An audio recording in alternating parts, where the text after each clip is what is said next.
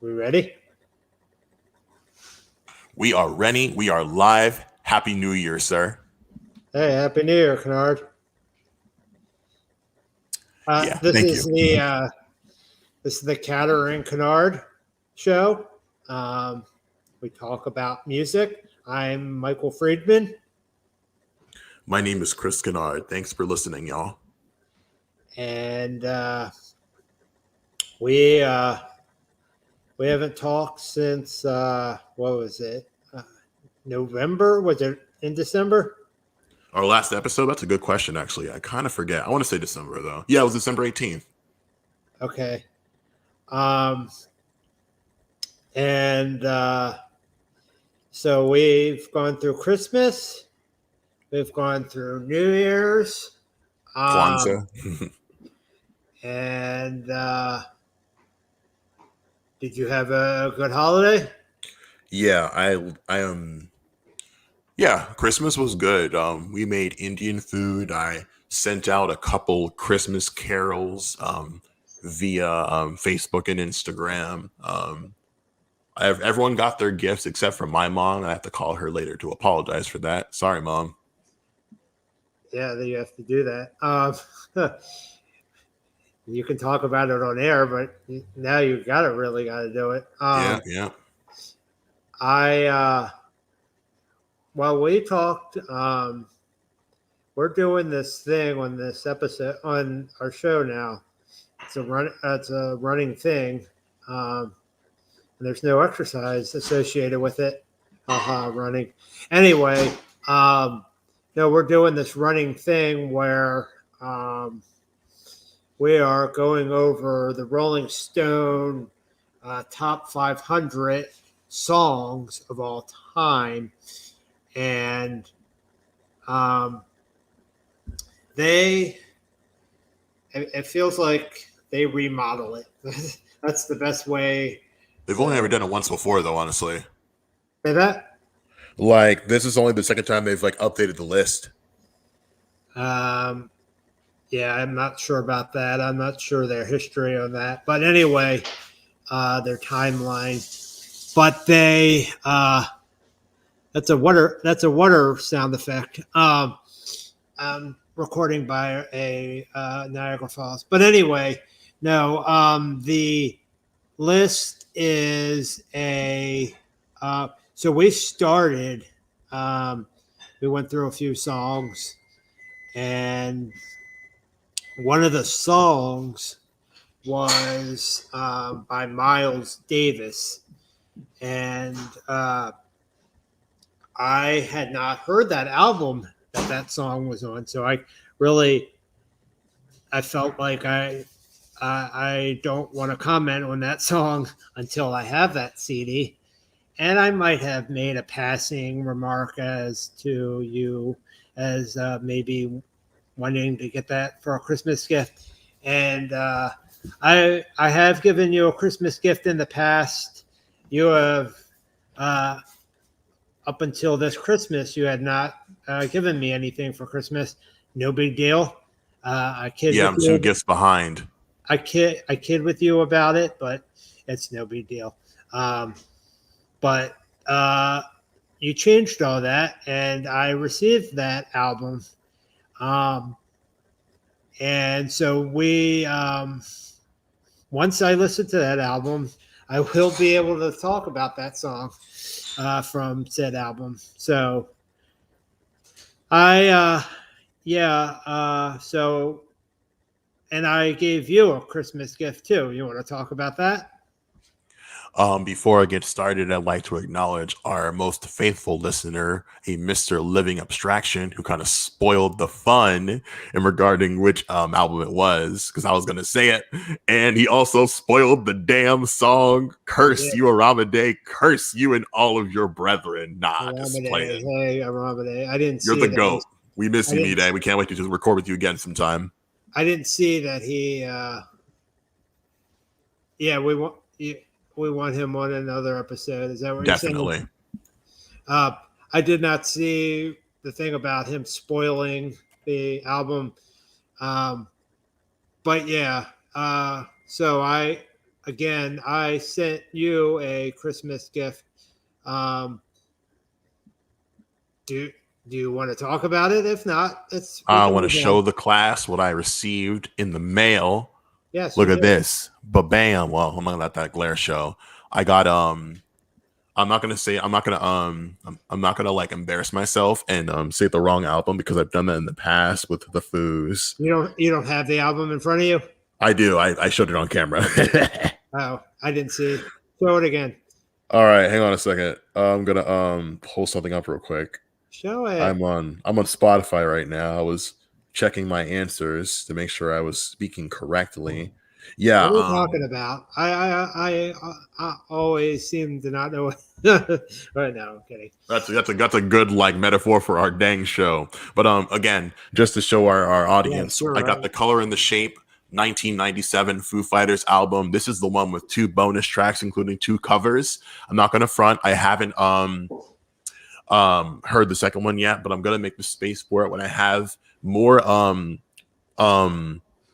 time to just like rehome all of my CDs because right now they're in a bag in my bin next to me. Now you say rehome, HONE. Yeah, like the one you're sitting in right now. That's home. Yeah. I thought it said hone, rehone, Oh HONE. no. That's I don't even think that's I don't even think it's a word really. Rehone. No, I just wanna. I don't have cases for my CDs. I had to like ditch them all when I moved from Maryland to So Philly. you have your own personal CD project.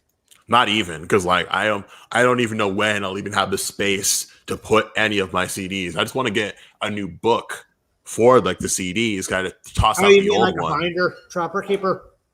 Essentially, yeah, and they don't sell those anymore, so I'm in big trouble. I have to go to like eBay or something. You But could I just haven't made the probably, space for it. you I could, might buy it this week though, just so I can say, okay, now I can finally get rid of this raggedy bag. You know what I mean? you might be able to find them at, I'm not mentioning any names here, but any retail stores, Oh, they're not going to sue department us. It's stores. fine.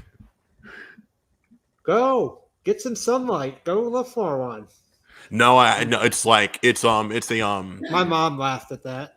I'm not doing it.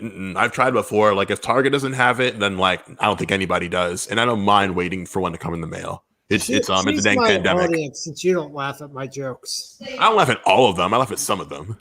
She said Staples. My mom said you could find them at Staples. We probably have a Staples in this city. I'll probably hit that because I need to buy some envelopes. So maybe I'll find one. Philly Staples, respond to us. Yeah, sponsor the show. So anyway, yeah, and I told you a little bit about the album.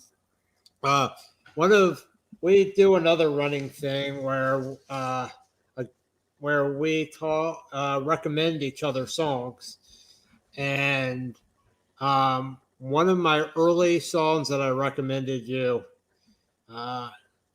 was Baker Street by Foo Fighters, and that's on there. And that's a cover of Jerry Rafferty. There's another song on there which is another cover. Now, there's the guy, Gary Newman, and he had a side band, backup band called Tubeway Army. It might be the Tubeway Army or it might just be Tubeway Army. And so there might be the song Down in the Park that the Foos covered might be either Gary Newman and the Tubeway Army, or it just might be Gary Newman. But that's a good cover. Obviously, I'm not going to recommend that to you. I can, but it's not part of our long running thing of recommending each other songs. So those 2 songs are on there, and I hope you enjoy it. Thank you. The next order of business, and we'll get back to the Rolling Stone list. The next order of business is to talk about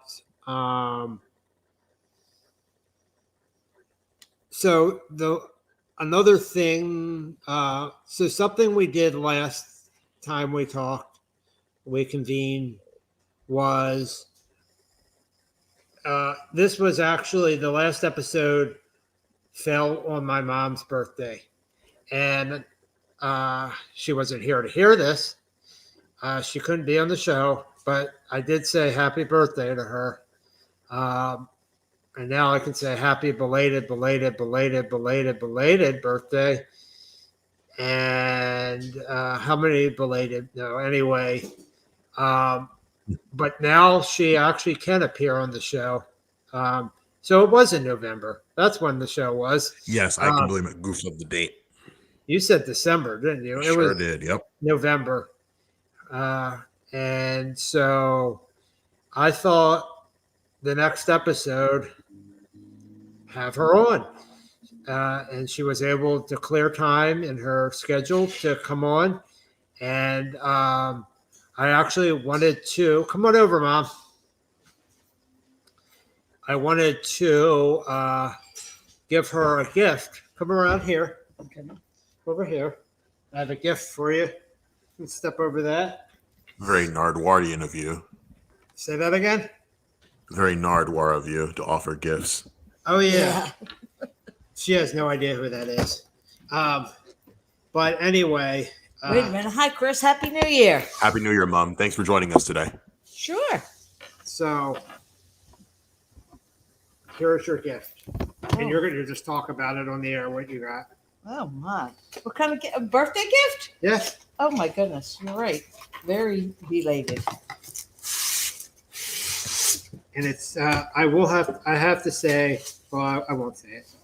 That is adorable. I have to tell you, all my life. So tell them what it is. It is a statue of Alice Cooper, and I have always loved Alice Cooper. That is amazing. Did we see him in concert, Al? It's a bobblehead. Did we see Alice Cooper in concert? I thought so. Yes, we'd seen him in Baltimore. I think he is amazing. Which is weird for because school's out, and I was a teacher. I've been a teacher all these years. So. And so that song fit. Yeah. But mom, it's a bobblehead. It's very weird that my mom's a very wholesome lady, but she still likes Alice Cooper. Everybody has one. Yeah. So at least, yeah. So and what did it come with? He has a cane in his hand with a skull on top of it. He's got a skull on his as a buckle, and he's got a black top hat with studs all over it. It looks like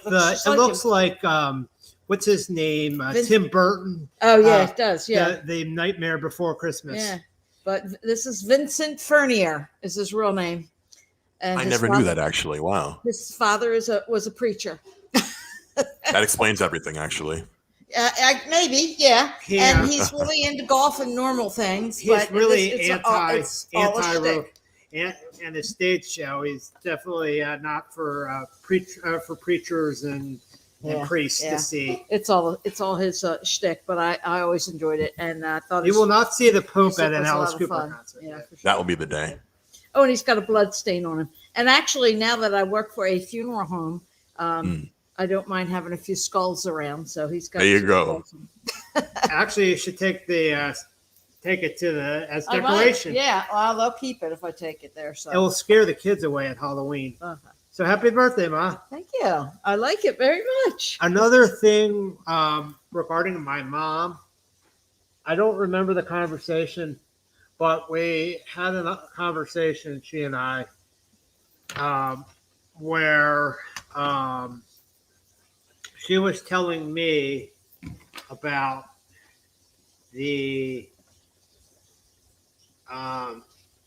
she said to me that she thinks I'm very good with music trivia. And so you and I, Kenard and I, came up with an idea. Why don't we have her, my mom, my brother, my dad, grill me, basically. Come up with 3 questions apiece. And then you, Sir Kenard, will come up with 1. And if you're doing the math at home, that equals 10. So 10 trivia questions. And each person, they are all available actually to read. Daniel will read his 3. My dad will read his 3. And since my mom's here right now, she'll read her 3 to me. And they're all related to music. They're all related to music. No botany questions, no rocket science questions. So they could be about Alice Cooper and they could be about the Beatles. It doesn't matter. So she's going to read her question right now. And actually, I will answer each one. Okay. And then you haven't seen them. I have not seen them. Right. And then Dad will move on. Oh, well, my dad's a little busy right now. So maybe I can read Daniel. his. What's that? If Daniel doesn't want to do it, I can do it. No, Daniel can do it. Okay. Daniel's here. And Hey, then, Dan. and then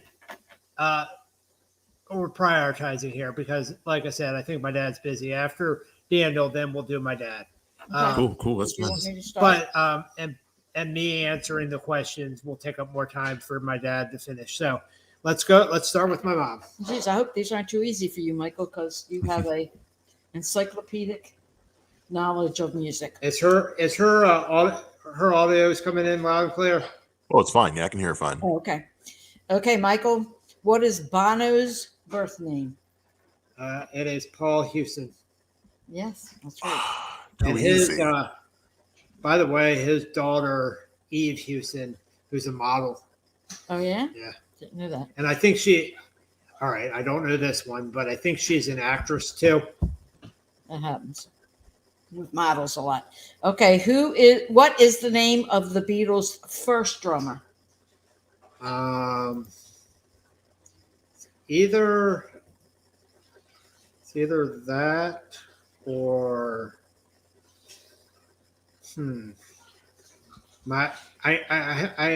it's between one and another. I'm gonna say it's Pete Best. It is Peter Best. Mm-hmm. Peter Best. He did not go by that. 3. Nice. Okay. Now, who performed the song "That's Just the Way It Is"? The Rembrandts. No. Oh, that's just the way it is. Baby is the Rembrandts. Okay. That's just the way it is. I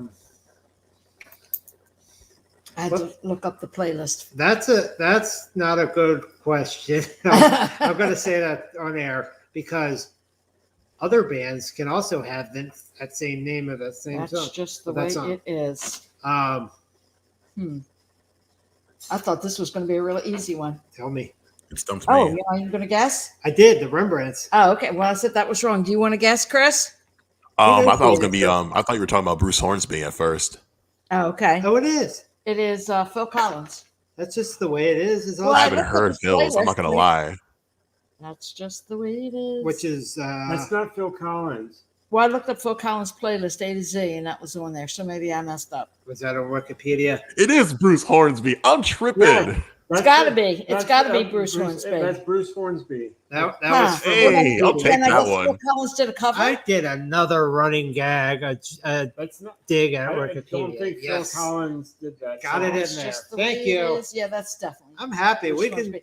Or the Rembrandts. Did they I do took a cover of another it? jab at the Wikipedia. I'm happy. Okay. We can have the Okay. show now. All right. Well, Daniel's going to read his because I think I flubbed the last question. Yeah, you did. Thanks. Happy birthday. Thank you. Thank you, Mom. Happy birthday. Thanks, Mom.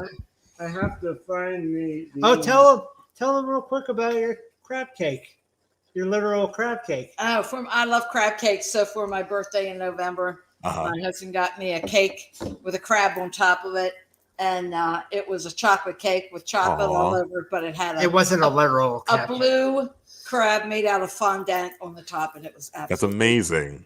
amazing. Come on over It there. was amazing. Wish I have to send I you a did picture not of want it, to and it do on was camera. Please do, Delightful. yeah. and thoughtful. You won't. You, All right, you're Dan? you're not on camera. Nope. Okay. Daniel's coming on.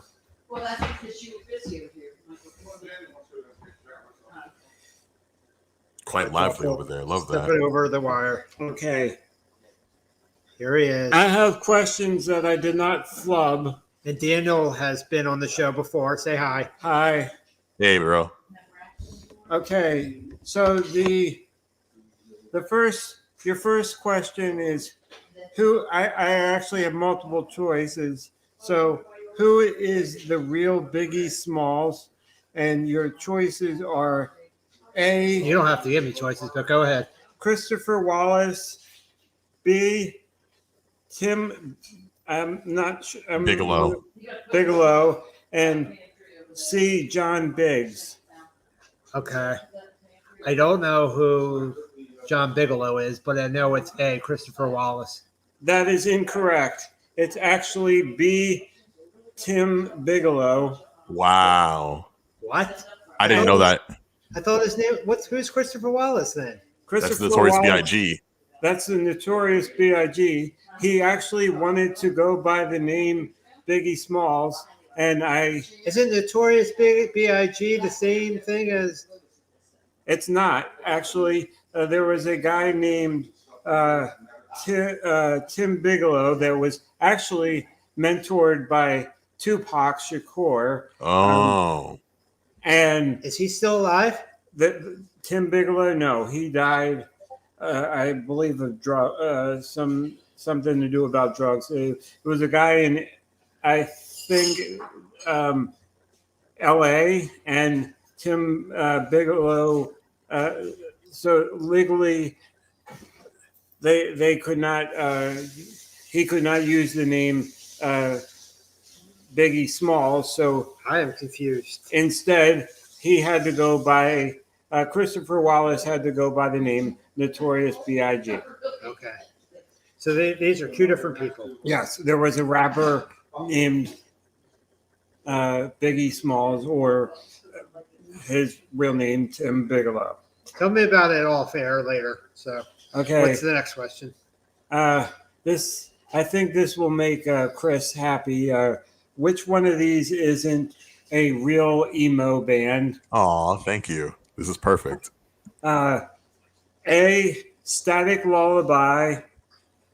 B, I Stop at Nothing. Or C, Armor for Sleep.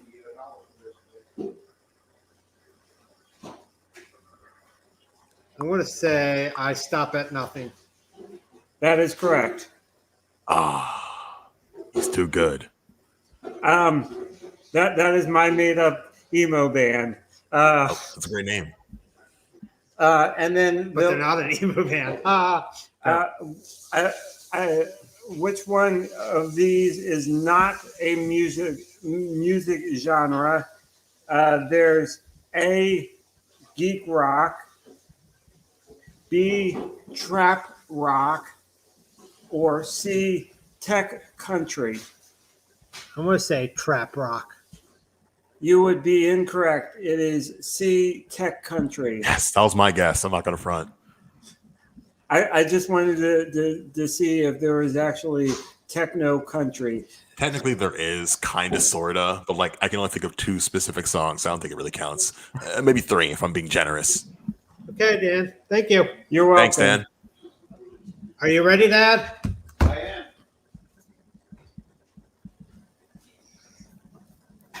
This is good. This is great. Very wholesome All right. activity. So I'm trying to think. I don't think my mom's third one really counts because she botched it, but I'm doing No, all it right. counts. We're I'm gonna not keep keeping it. track. I Okay. am. Oh, I am. I haven't gone 10 for 10 yet. Yeah, you're 3 for Or 5. I'm not going to be 10 for 10. Here's my dad. He's been on the show. Say hi. Hi. Hello again. Welcome back. How you doing, Chris? Thank you. Happy Doing New fine. Year. Happy New Year, sir. I hope your holidays went well. Yeah, they did. They're very low key. That's good holiday. And Indian food. So my first question before I get to the trivia questions is where do I get a belated birthday present from last June? No gift either. All right. Well, I know what the answer is already. So Dang. moving on. All right. My first trivia question is what is the name of the last Beatle studio album that was released and what year?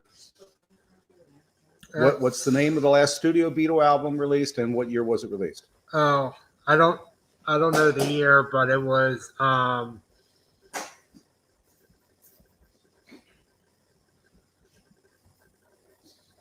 the White Album. Oh, Can I get one more try? sure. Let It Be. Yes. So you want to take a guess on the year?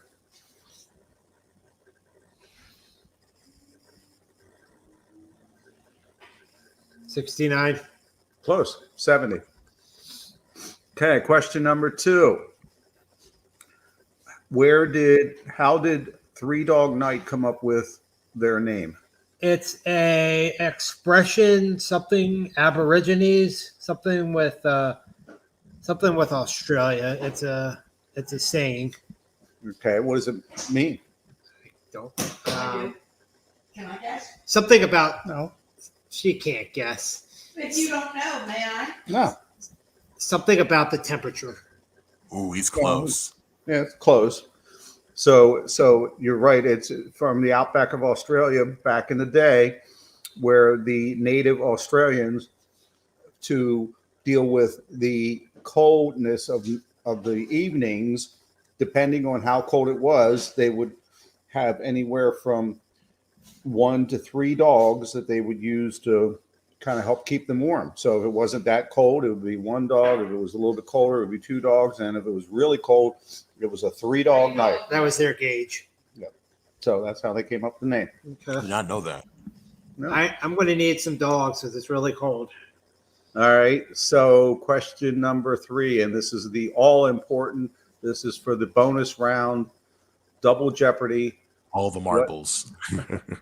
How old is Keith Richards really?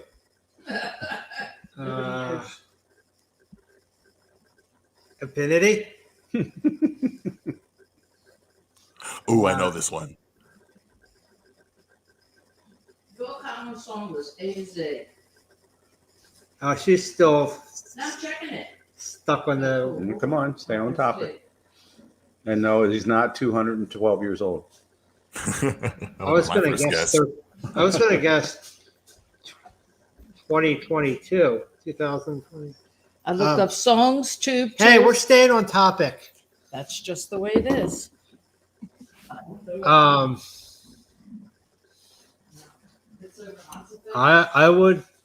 I think I did see this somewhere, but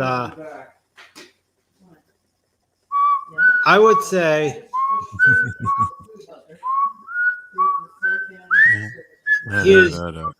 here's whistling the Wheel of Fortune song.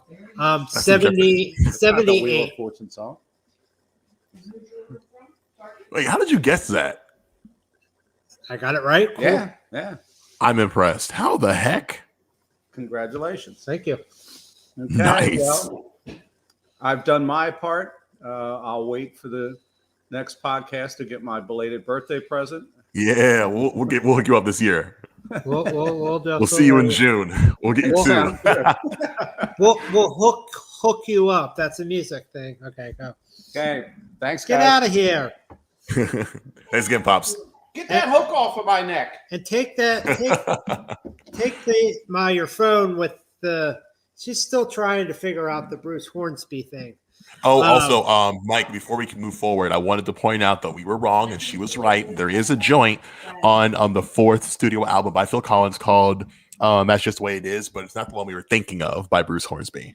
Oh, did you hear what he said? He said he found something by Phil Collins called Just the Way It Is. 1989. It was the 5th single from that album. Okay. So now that the family's out of the way, we are I'm actually having trouble on my end, but we are moving on to it might just be you moving on because like I said, I'm having trouble on my end. But we're moving on to the and we have about a little less than an hour left. But Yeah, we're right on time. This is great. Yeah. So we are. So that did take about a half an hour. Good. We To the minute. We did a good job. Anyway, we are trying. We are going to talk. I briefly mentioned about the 500 list from Rolling Stone, and here we go. I think I might be able to get this. We're moving on the 500 list, and I listened to my songs. Hopefully, you did your part. Yep. And let's see. We had talked about songs, which included the Miles Davis song, and I'm just stalling here. So it is the 500. It is officially called the 500 Greatest Songs of All Time, and I'm not going to go back. You'll have, I'm not going to go back on the songs that we already talked about. We are moving on. I'm still having a little trouble on my end, but Pulling the link up, you mean? yeah, I got it. We're good. All right. So we are going to talk about you. The last time we talked, you did an impression. Now we are doing a 490, and I think if I remember correctly, in November last year, you read the name of the song and the artist in the song, and then you read the little Blurb. the little biography that they have, the little snippet that they have. To switch it up, could I read it this time? That's fine with me. Just for the listeners at home, we are going from 490 to 481. We'll do 480 on episode 20. Yeah. And I think let me just make sure I did my homework correctly. I have other. I did my homework correctly. Oh, I just looked at what 4080 is. Yeah, same. I actually knew about 490 when I listened up till 491. I went past 491, but I don't think I know what number one is. But anyway, so Neither do I. And I might have looked, but I don't remember. So 490 is Little Nas X. The song is Old Town Road. It's from 2019. And the little snippet. Oh no. Having trouble on my end again. I pull up on my phone, honestly, because my laptop was having a hard time with it too. I know that you can back me up in case. Let me just. I have another solution. What will you do? Let me. So how you doing? Just kidding. You're funny. Stalling. I've got it. It's cool. No, we got it. Yeah, all right. We have plenty of music things to talk about. We have other topics to talk about afterwards. So the little snippet about Nas X says ... says.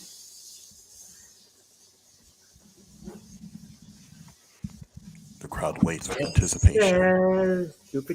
This is where the background music plays on the elevator.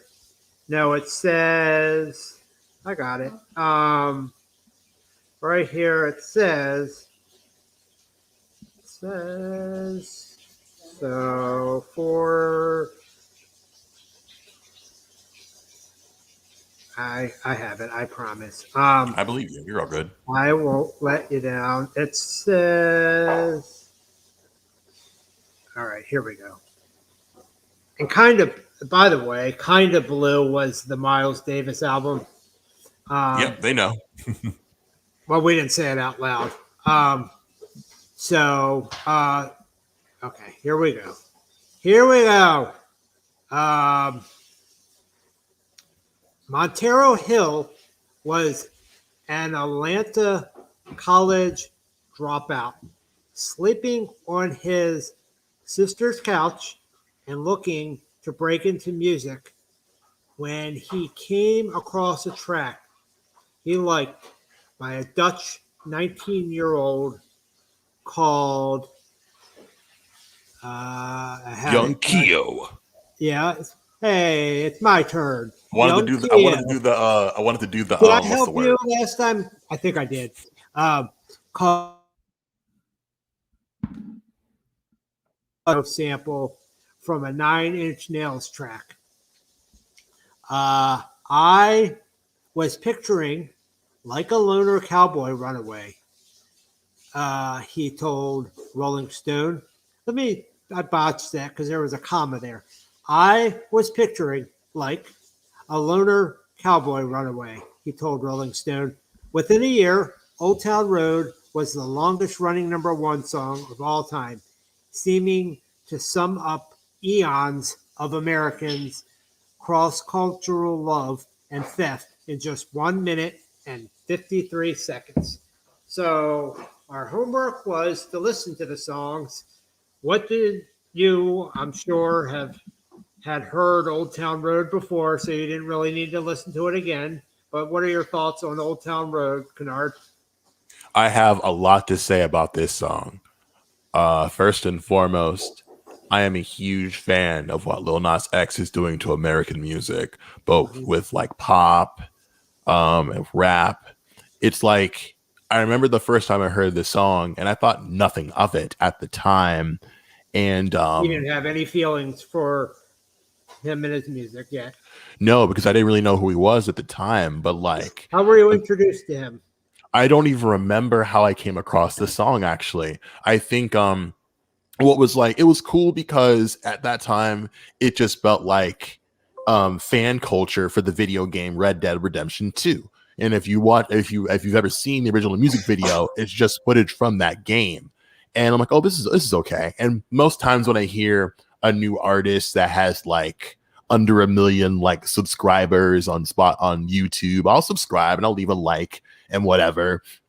But the fact remains is that it was such a hit from that community, and like young people really took to it, and there was just so much like extremely brilliant what's it called, promotion for the song. There are What's the approximately word? Promotion? promotion, sir, I apologize. Okay. There sorry. are about, let me see, at least 4 remixes of the song. And what I appreciate about when Lil Nas X went to the Grammys that year, he got everybody who remixed the song to come on stage with him and do their verse. And it's so much fun because like by itself, it isn't really much to shake a stick at. But with Billy Ray, Young Thug, that the Walmart yodeling boy, and BTS, it's like, oh, like everyone's having a good time and having their own specific experiences to attach to it. And plus, like Young Thug's Yeehaw is one of the funniest things I've ever heard a rapper say in all of my life. Really? I haven't heard that version. Yeah, like I think the Young Thug version has Mason and Billy Ray attached to it. And I don't know if he was at the Grammys that day, but just it's rarely is like popular music ever like authentically fun. You know, like pop music is sold so that you have fun listening to it, and like maybe you'll hear it at parties or whatever. But like everyone loves to love the guy, Lil Nas X. He's a very charming young man. He's funny, and like he's a good singer, and he has bars, you know. And so everyone's rooting for him. And I'm so glad that like most people I know are like want the best for him. And like this song changed his life because he didn't really have much going for him at the time, and now like he's gonna change the world with the things that he's doing now. So I have a lot of appreciation for this song. Now my turn. I really don't have much to say about it. It's I don't hate it or dislike it. Sorry, not hate, but dislike it. I don't dislike it, but I don't like it. I I did listen to it, and it's okay. It's just I'm sorry. I just don't have much to say about it. You don't have to apologize for that. Yeah, it's your opinion. Yeah, I don't have much to say. So It's funny. I feel the same way about the next song. now 489 is the Breeders. The song is Cannonball from '93.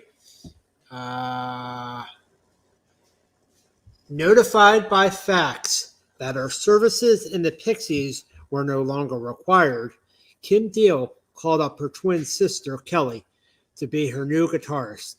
Never mind that she didn't know how to play guitar, and had the last laugh when this absurdist gem became an MTV phenomenon in 1993. When people were talking about the Breeders being a one-off, Kelly told Rolling Stone, I was like, no, actually, the Pixies are a side project.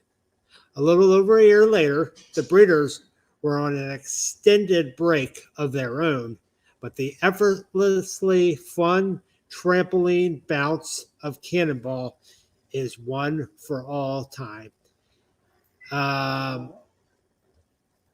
So let's start with you again. What do you have to say, Kenard, about yourself? No, about Cannonball.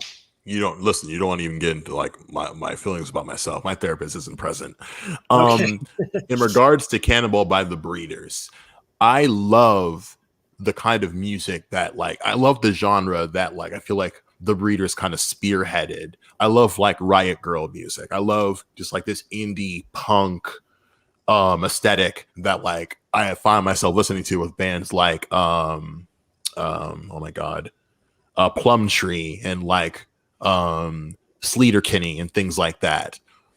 But like I listened to this song twice because the first time I heard it, I'm like, this isn't really doing anything for me. Like, when's it gonna get good? Like, what am I missing here? I listened to it when I went on a date with my partner, and then later that night at home in bed, and I'm like, yeah, this just isn't really doing it for me. And I'm always disappointed when a song that's like highly regarded isn't for me, but that's okay. And like, I'm thinking maybe I'll just listen to more of their stuff and I'll understand what made them such a big deal, because personally, I don't see it. And I know that like the Pixies are such a big deal in music, especially. So I'm thinking like, there's no way I wouldn't like this, but it didn't really have much for me. And I'm disappointed by that, but that's just the way that it is. I'm intrigued by the word absurdist. No, sorry. I was going to bring up the word absurdist, but I heard You should. No, I decided not to. My brain told me not to. Okay. I'm going to listen to my brain. My brain told me to talk about the word aesthetic that you mentioned. I off the top of my head, I would say aesthetic is what somebody's trying to achieve. Am I correct with that? If you give me like 60 seconds and I'll like pull that up for you right now on your favorite website. Yeah. I don't have to talk. I'm out of breath talking about them. Give me just 60 seconds here. Yeah. The aesthetic definition in regards to as an adjective is concerned with beauty or the appreciation of beauty, or as a noun, which is a set of principles underlying and guiding the work of a particular artist or artistic movement. So in this case, it'd definitely be a noun. The mood that they're going for. Yeah. So my thoughts, I like the song, and I did want to spin off and say, and you know about this, this isn't unplanned. The Pixies, and I will provide a source for this bit of knowledge in a future episode. So hold me to that. I know you're not going to hold me to it, but anyway, I will. It's in stone now. Yeah, it is now, but before the show it wasn't. Anyway, the Pixies got their name by randomly flipping through a dictionary and came across the word Pixies. And that's how Pixies got their name. So, yeah, that piece of knowledge might help you win a bar trivia game. But besides that, good luck with knowing that knowledge and trying to accomplish it, something. You might get a gift card at a bar trivia game. But the more you know. Anyway, let's move on to the next song. Whoa. Hold on. You didn't even talk about the song. I said I liked it. Oh, all right then. The next song, I'll be honest, because this is the same thing. Why do I use such It's fine. Carry on. stupid words? No, don't do that. Carry on. Yeah, I feel bad. I went to school, man. We all went to school. I went to an education. I got an education. Anyway, the same thing that happened with Miles Davis is the same thing, but I'll read it to you. I did not listen to this because I want to own this album. You want to own this? All right, stop right there. Why do you want to own this mixtape, sir? That was a long time ago when I decided. No, it wasn't that long. He has before he released his first LP, he had 3 mixtapes, and I want to own all 3 and listen to them and then come up with an opinion. Wait, but you want to listen to The Weeknd? You want to listen to the old Weeknd? Why? Well, I didn't know. I don't know what you mean by the old. Apparently, he changed sound. Well, yeah, it's I wonder because his subject matter is kind of graphic. I don't really listen to lyrics. And I do want to listen. I think I want to listen to the one album that he released last year. You mean After Hours? Yeah, you and I think Aramide, our friend, was on that episode where I think it was another Rolling Stone thing. We went over, no, it was a Billboard, and we went over one of the songs from After Hours. Blinding Lights, yeah. And so I had a glaring positive, I'm not using the word glaring, a positive review for that song. So I'll probably listen to After Hours after I listen to those 3 mixtapes that he released before his first album. Oh, my friend, I can't believe I'm saying this, but I sincerely think if you're gonna listen to the trilogy, you gotta go in order, my friend. You gotta work yourself up to After Hours because you'll be. I think it's a bit jarring jumping over 3 significant projects of Abel's work before you get there. Frankly, from what I've observed from the pantheon of critique of The Weeknd's work, no one really likes the first album he dropped on a major label, but I still think you have to get through that slog before you get to After Hours. It's I know he has a CD called Starboy. Yeah, I think you should even listen. Oh man, And that's a concept album, right? Say what? Well, I feel like all of his albums are concept albums. It's just I feel like you might be disturbed when you listen to dude's work. Here's how I think a lot. I don't know about a lot, but there are instances where music is in my radar. The reason is because it's popular. It's like I'm back in freaking high school again with the clicks. High school, friends, bud. And the popularity. Oh, I'm gonna do it. So basically, if they jumped off a bridge, I would jump off a bridge. But it feels like, oh yeah, I'm gonna buy that because it's popular.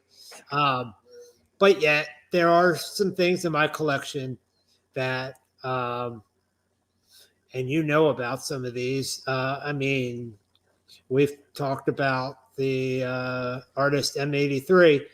Now, M83 had radio hits, but the album... A radio hit. The album... album, Digital Shades Volume 1, that didn't receive any airplay.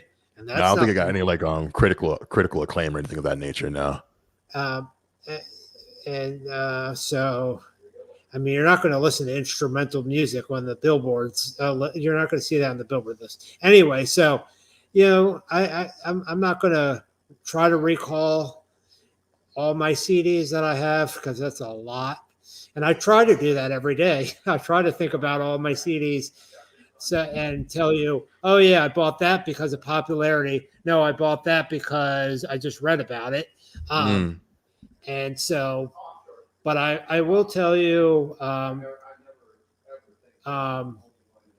just wanted to say that some of it's like I'm back in high school, like peer pressure. So, Okay.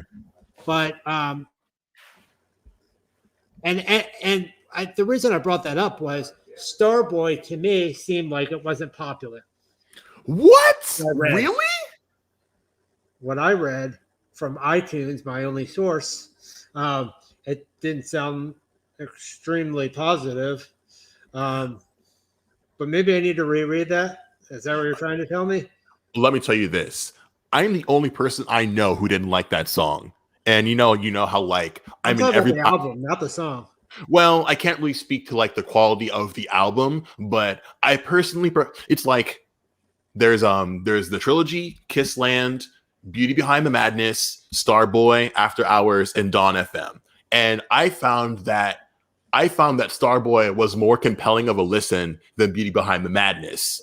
But of all the songs I heard on Starboy, I dislike the title track the most. But all the other singles I like I liked a lot. But now that you're saying out loud, I kind of understand what you mean with the album not being as like praised as the one prior. But I do not consider a sophomore slump by any means whatsoever.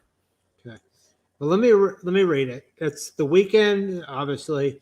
House of Balloons is the track from 2011. Far from the international superstar he'd become, Toronto singer, songwriter.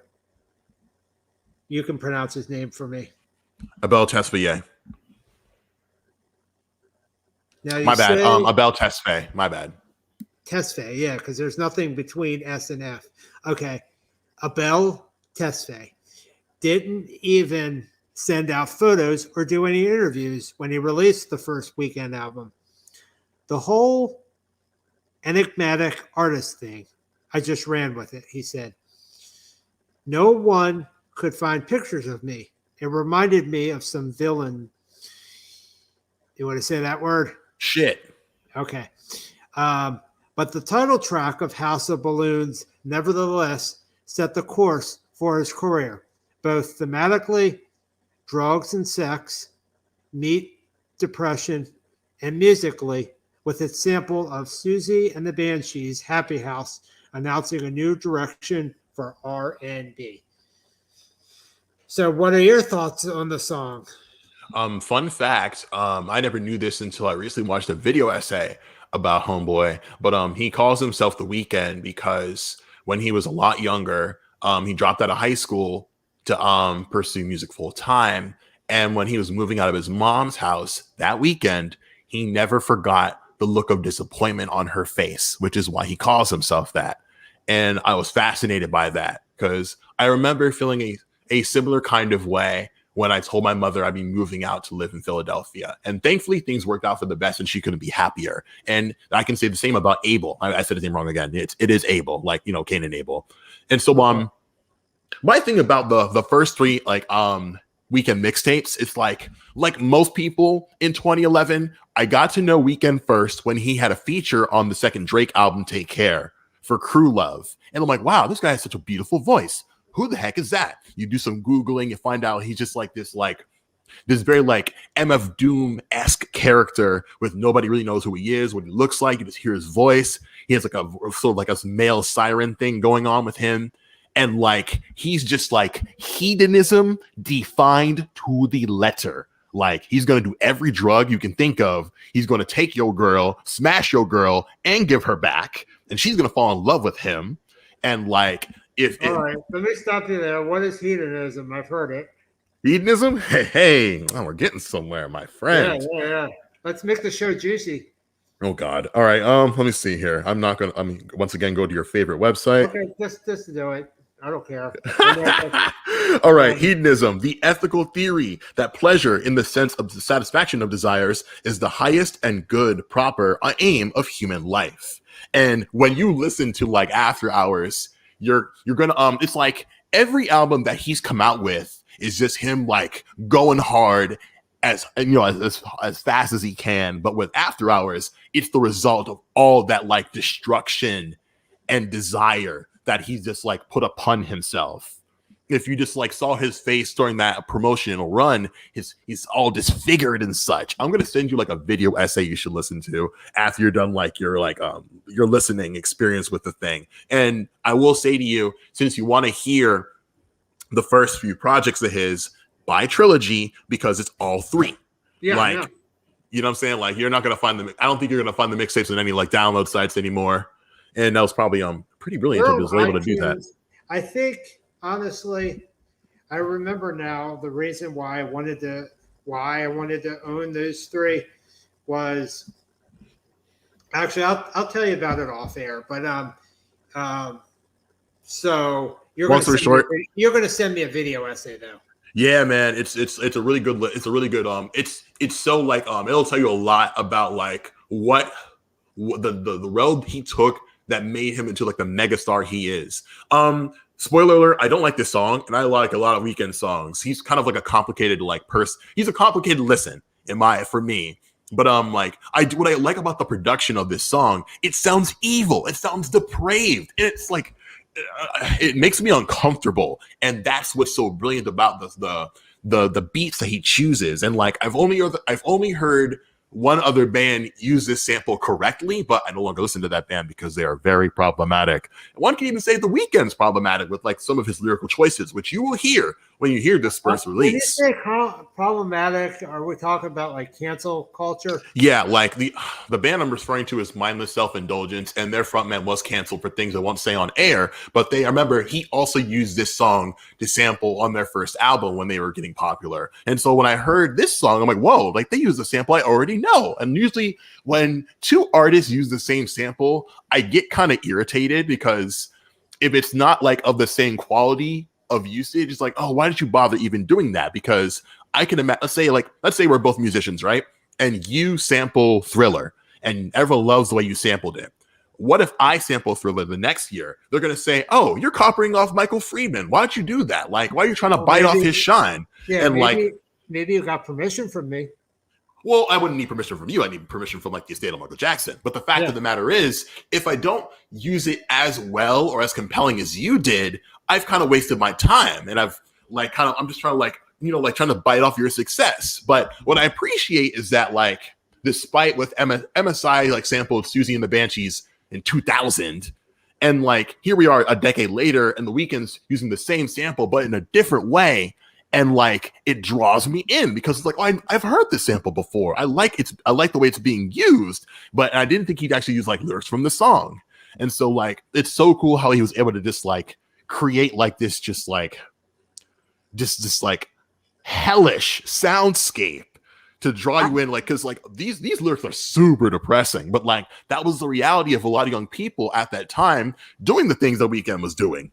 At the top of my head, my first impression of him is that his music would be easy to listen to, but I not these first three projects. Oh no, yeah, I'm wrong now.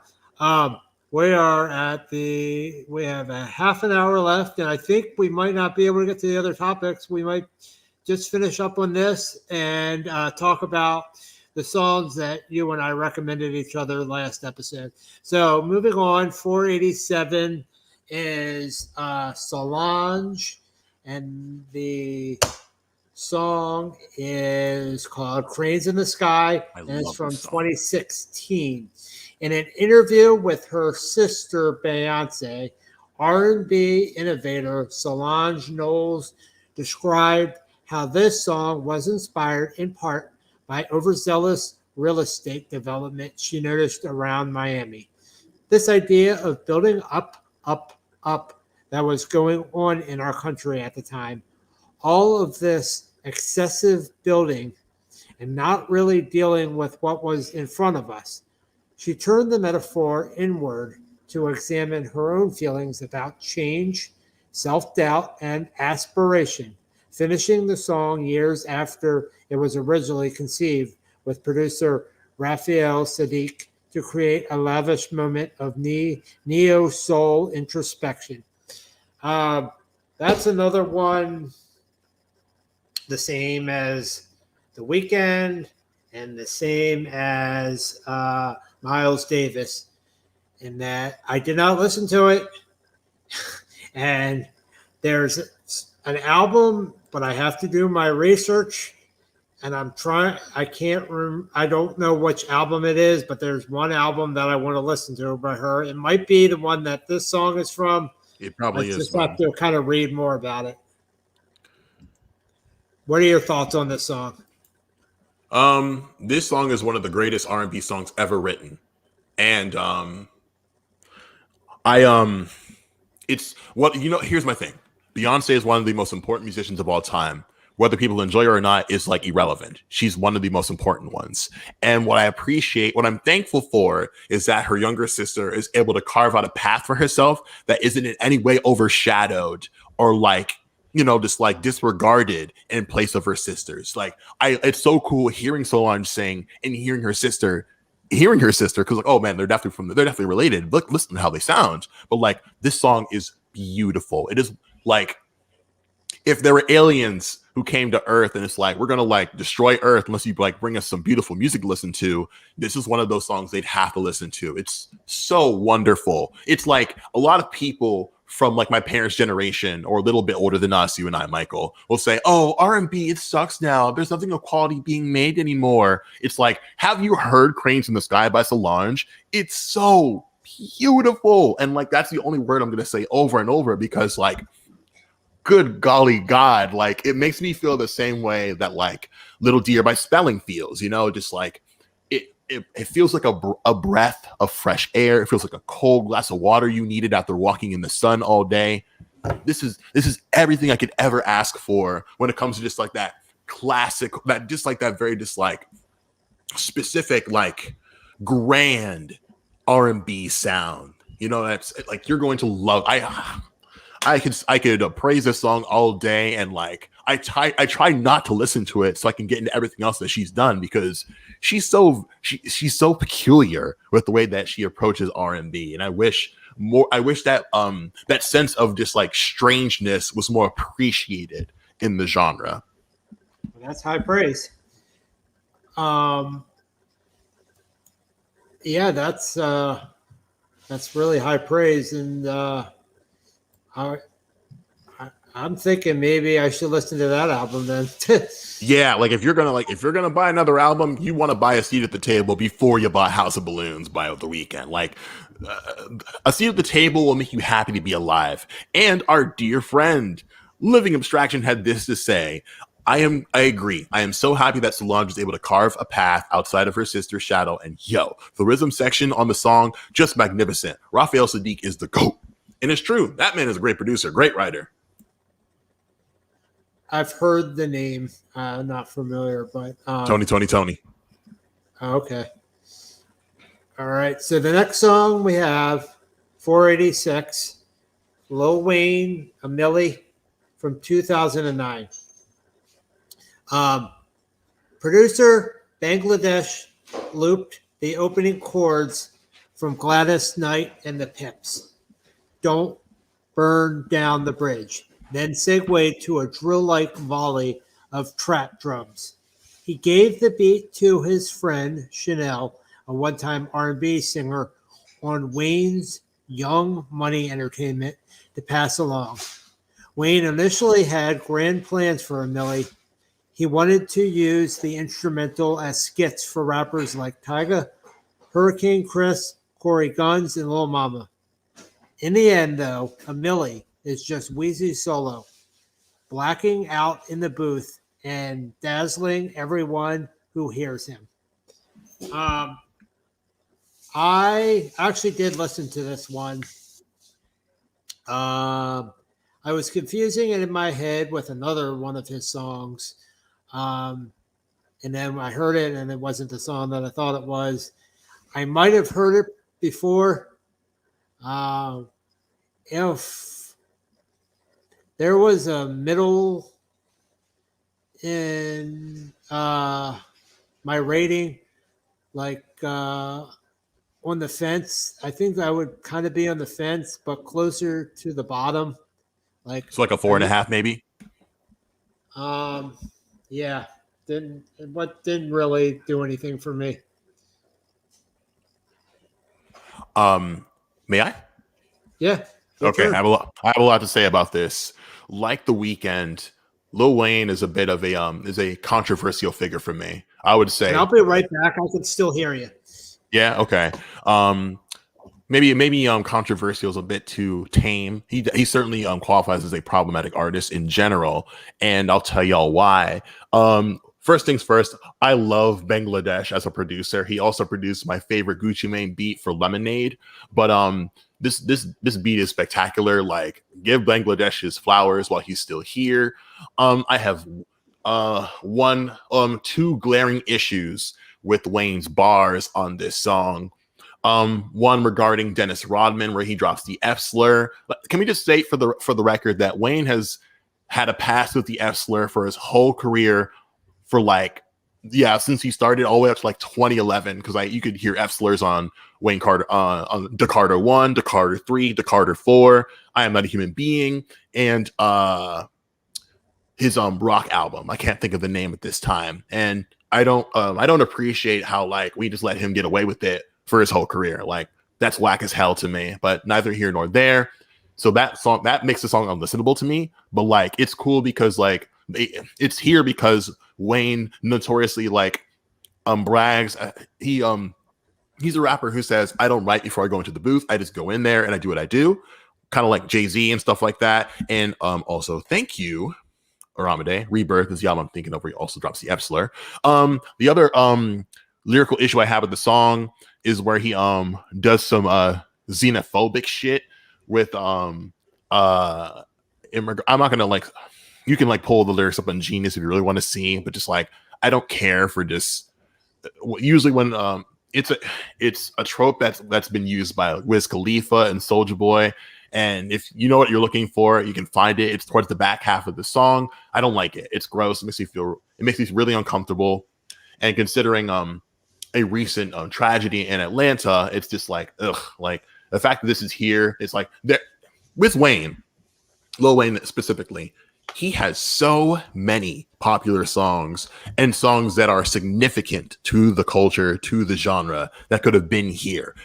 You could have put Dr. Carter from this album on this list, and I know that has a big lyrical yikes as well, but just maybe something from maybe Carter 2 or something like that in place of this, but it makes sense. And I'm always happy to hear the beat. And when I was in high school, when this song came out, it was everywhere. You couldn't escape it. And just the whole refrain of, yeah, you're a goon, but what's a goon to a goblin? Man, we're getting a little bit of that Wayne back now with this recent feature run from the last year. So if people hear the song and it's wow, what a fun, interesting character, listen to this album. You're going to hear some things that certainly would not fly a decade later. That's all I have to say about that. Okay. 485 is Azalea Banks. Did I pronounce that right? Yeah. 212 from 2011. In 2011, Azalea Banks was a teenage rapper singer whose clear talent yielded a development deal with XL Recordings, but little else. She had been working on a collection of tracks, and there was one Dutch house-sounding one that was just absolutely insane. Producer Jacques Green recalled, Banks freestyled ferociously about her New York hometown, and Cunnilingus over the jittery beats of Belgian house duo Lazy J's Float My Boat. Initially released in 2011 as a viral track, 212 was a hip house banger that earned Banks a deal with Interscope and served notice that this uninhibited provocateur would not be constrained. Um,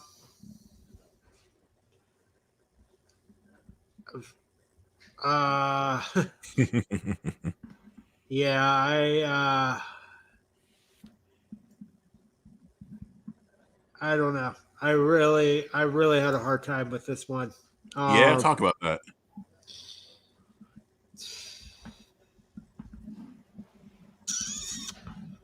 Yeah, it might have to pass on this one. You have nothing to say? I don't. Yeah, it was interesting, is what I'll say. Let me walk you through that if you don't mind me asking. It's like, let's talk about like the way she's rapping over the production. How do you feel about that?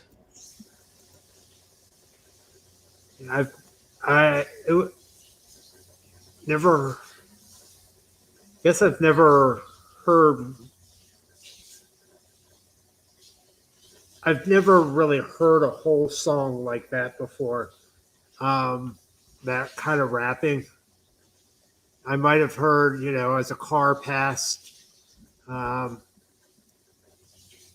with the windows down, but yeah, I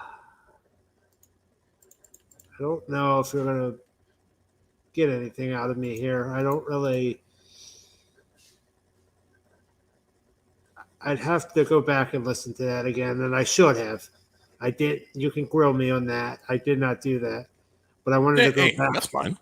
Yeah, it's okay, but like it's cool. Like it's safe to say that like listening to hip house is an experience that like it's a very new experience for you, and you're unsure if like it's really for you at the end of the day. Yeah. Sure. Yeah. I will say, as someone who like The Weeknd, I got into Azalea Banks like a lot of people did in 2011. I'm like, oh, this is so cool. Like, here's a new lady rapper who seems like super fun, upbeat, and knows her. And like to be able to rap over a house beat is no easy task. And so like she has a lot to say. It's rapid fire. Like she's doing some cool singing stuff that most singers like her and from her background would not do. And just like the refrain of "I guess that cunt getting eating" is just like who would have the audacity to say that with such confidence besides maybe Nicki herself? Nobody at the time. And so I love that for her. Like she was unapologetic, and unfortunately that has served to harm her career in the long run. But I wish Azalea well, because like she knows what she does and she does it well. And I would like to hope to think that maybe she'll have a second win someday. But the path, like the decisions that she's made in the public since this track came out have made her a bit like she's kind of untouchable, like in the grand scheme of things. But maybe that's the way things ought to be. Like she the ones who, as the great Pusha T once said, if you know, you know.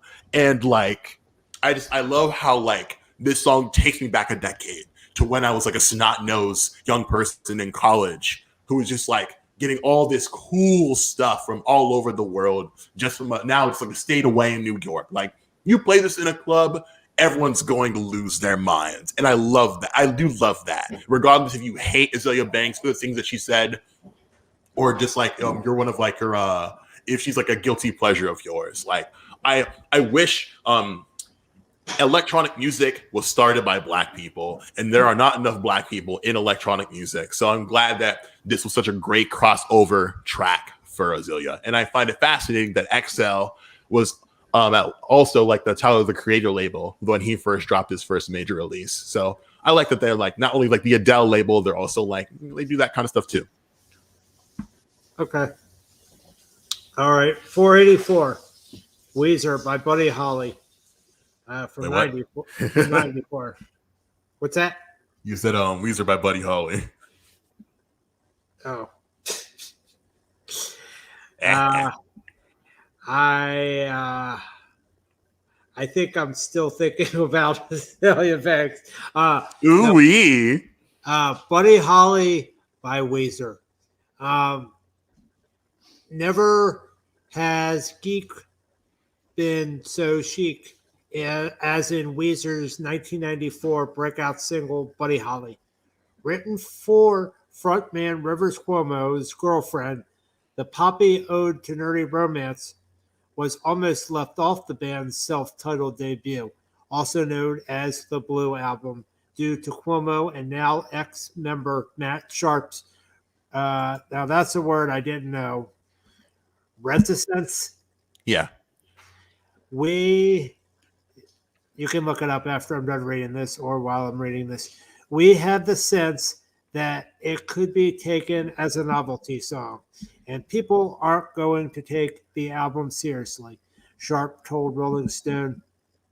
After producer Rick Ocasek heard the receptionist at the recording studio humming it, he insisted they keep it in.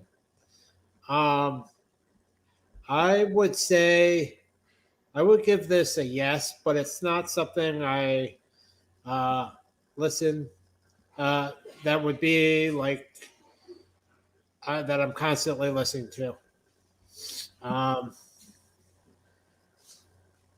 Yeah, it's not it's a silly song. But it's not a something I would go out of my way to listen to. You? I agree. I never want to hear this song ever again. And it's fascinating. I was recently listening. I'm not that way. Oh, I am. And it's I was recently listening to the podcast Song versus Song with Lena Morgan and Todd Nathanson. And You they recommended that to me, yeah. yeah, I love that show so much. And their most recent episode was Bare Naked Ladies versus Third Eye Blind. And the Bare Naked Really? Ladies song was Those 1 two week. brands don't sound at all like.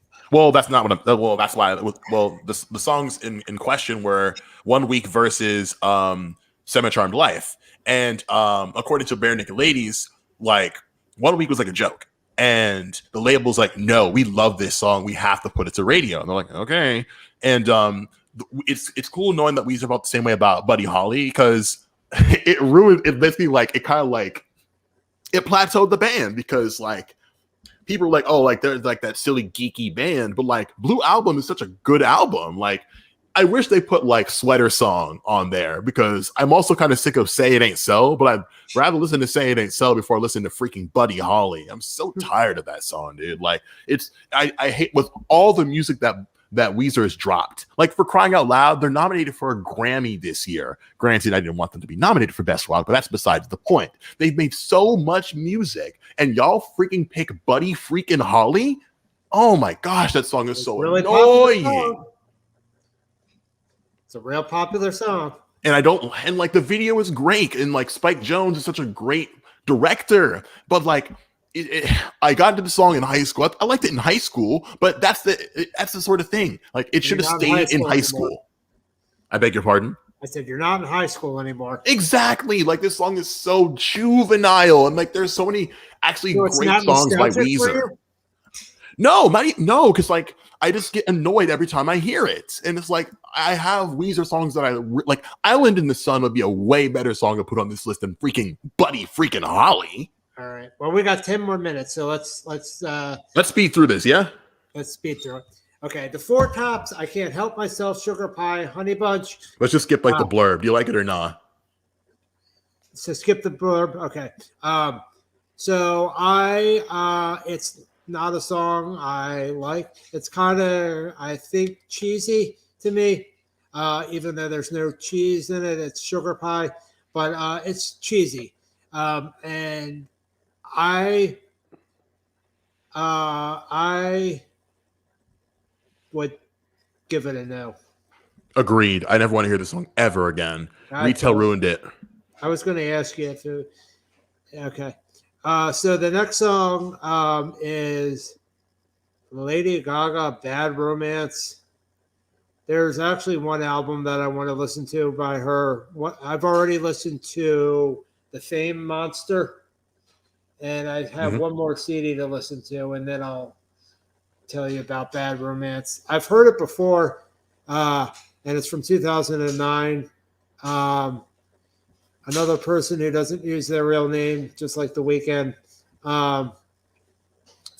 But I've listened to, I don't even own the album that I want to listen to, which I think is Art Pop. So once I do that, but tell me your opinion.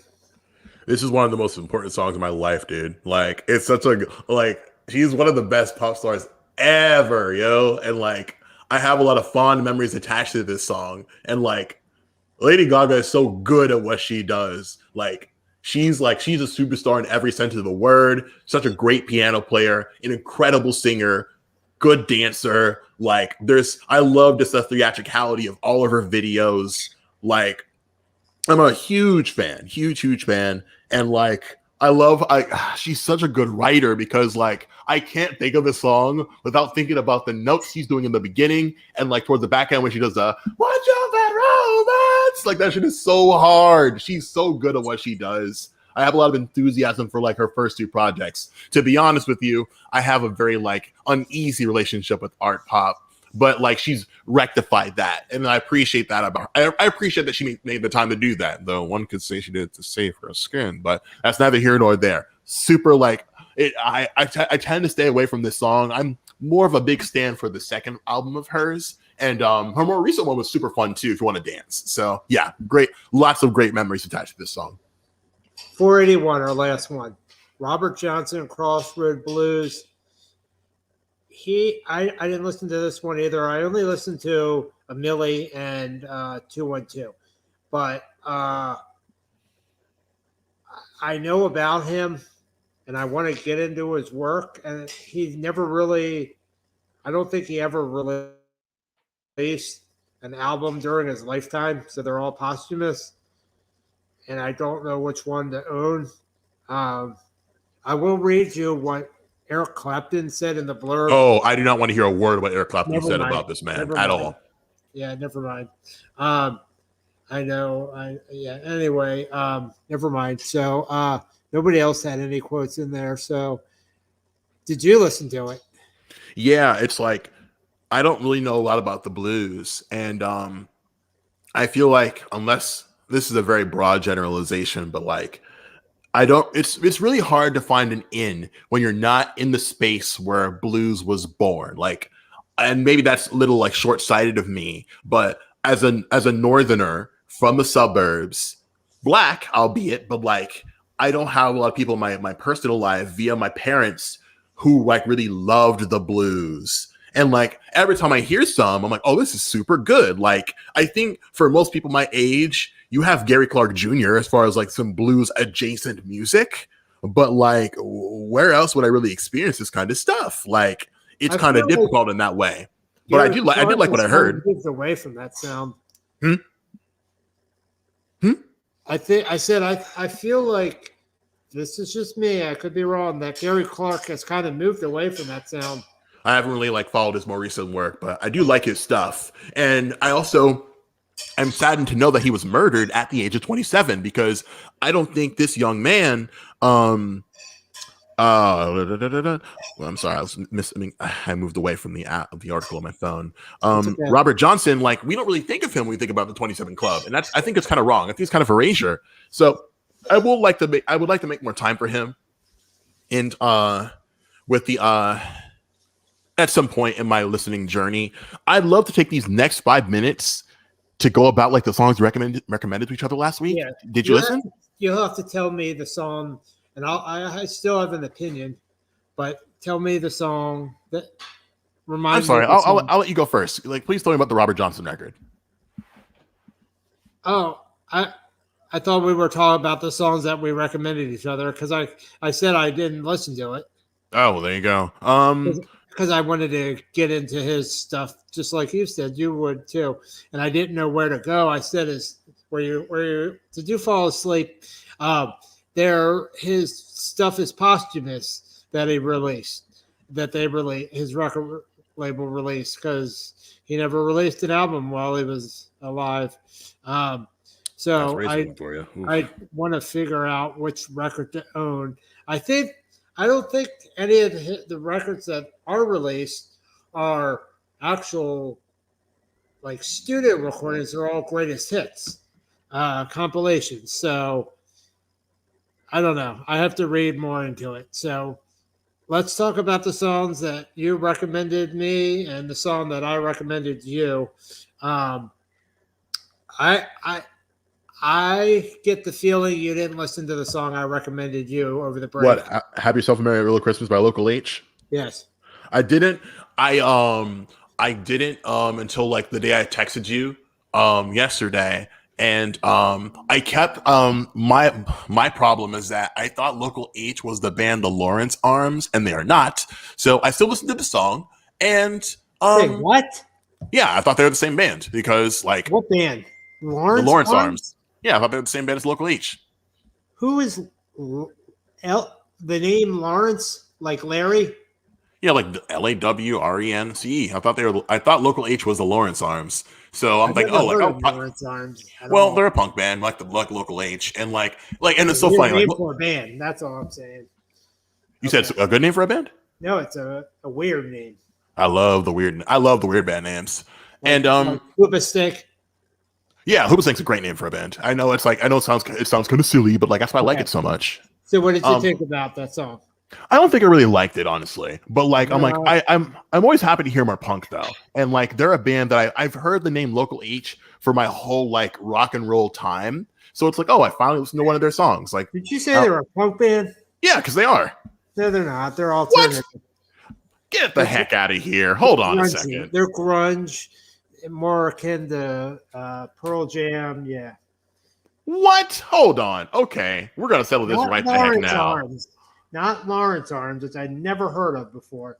You know what? You're right. You're right because a quick Google will tell me they are indeed a grunge band. But I hear it and it feels punk to me when I hear it. And like, and like I feel like when we have grunge, like we have an umbrella term for more of like the punk stuff and the metal stuff. You know what I'm saying? And like it feels like the more grungy punk stuff when I hear it. I wouldn't put grunge with punk, but that's just me. Okay, so tell me your song. I can't remember. Oh, dude, if you don't remember, then I definitely don't. If you give me 2 minutes, I will circle back to our conversation in November. Because that probably tells me you did listen to the John. Oh, No, I Michael, did we're listen to doomed. You did? What song was it then? It was a punk song. Was it? Speaking of punk, Was it Bummer Punk by Eichlers? I don't think it was it? no, It was Bummer Punk by Eichlers, yeah. That's another one, kind of like that Baltimore one that you gave for my brother and I. I have to listen. What? It was Nightlife with New Low, yeah. I didn't like it, but I have to go back and listen to that punk song. I will refresh our conversation, yeah. Yeah, that's another one like the stalling song that I have to go back and listen to. I've got a lot of homework. But on that note, we are at 1:30. Do you want to say your closing remarks that you usually do? I would actually like to do that. Let's do Hey, it. folks, 2022 has already begun. It's been quite a month, but if you've taken anything in over the last hour and a half, please take in this. Black Lives Matter. Queer Lives Matter. Drink lots of water. Wear your mask over your nose and your mouth. Follow the golden rule. We will hopefully be back in early February. If you could be so kind, please like, subscribe, and click the notification bell if you enjoyed what you heard today. I shouted out a couple smaller channels that I watch and listen to quite often. Shout out to Akadi Alobata and Yorie Collins. Justice for Jason Walker. Michael, it's been a pleasure. I'm glad we got to do this. Yeah, Happy New Year. Happy freaking New Year. Never fear love, everyone. We'll be back before you know it. Say bye, Michael. Say goodbye to the people. Bye. Bye.